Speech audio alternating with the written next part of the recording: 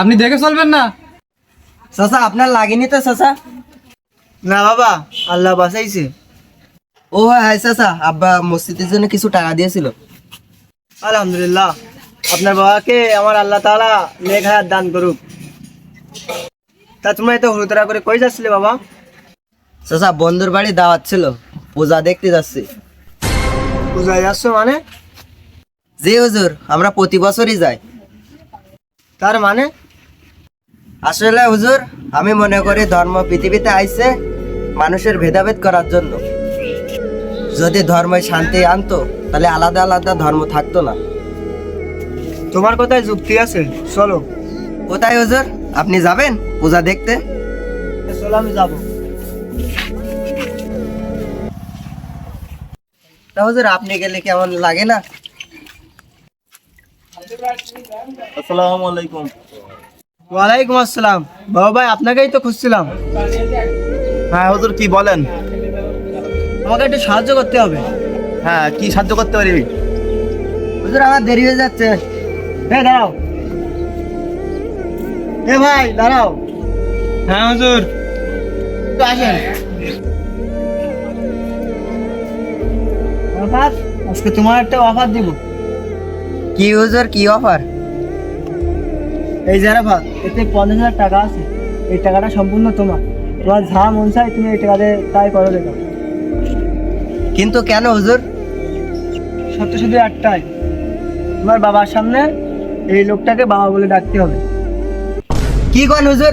আমার বাপের সামনে আর এক লোকের আমি টাকার বিনিময়ে কেন বাপকে ডাকবো আমি? কি হয়েছে হুজুর? কিছু তো বুঝতে পারছি না আমি।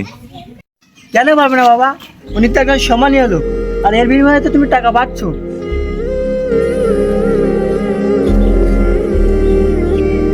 কও কও বাবা, কও। এখানে আমার আব্বা দাঁড়িয়ে আছে, এই 50,000 টাকা আছে, আমার বাপমানটা বেশি, আমি ডাকতে পারবো না। এই সামান্য কয় টাকার জন্য আমার পরিচয় আমি বিক্রি করতে পারবো না। তোমার থেকে আমি এই উত্তরটাই আশা করছিলাম। বাবা, তোমাকে সৃষ্টি করেছেন কে? না হুজুর, আল্লাহ। তোমাকে খাওয়ান কে, পড়ান কে, তোমাকে সম্মান দিয়েছেন কে? আল্লাহ।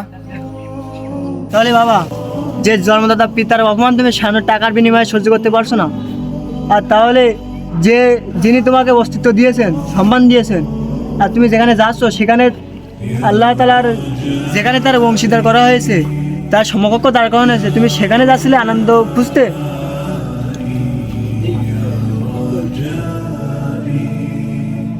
যেমন তুমি টাকার জন্য তোমার অন্যজনকে বাবা ডাকতে পারবে না, কারণ এটা তোমার বাবার প্রতি বিশ্বাস।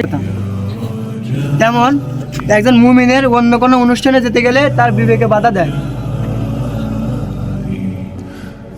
আর যেখানে আল্লাহর সাথে শিরিক করা হয়, এই শিরিক হচ্ছে সব থেকে বড় গুনাহ, আর সেখানে তুমি আনন্দ খুঁজতে যাচ্ছিলে।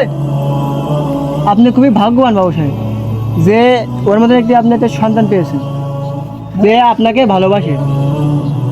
যে আমার মনে হয় সে যেমন আপনাকেও ভালোবাসে, সে কাল রবকেও ভালোবাসবে।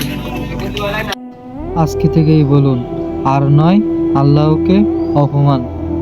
ভিডিওটি আপনার আর এক মুসলমান ভাইকে শেয়ার করতে পারেন।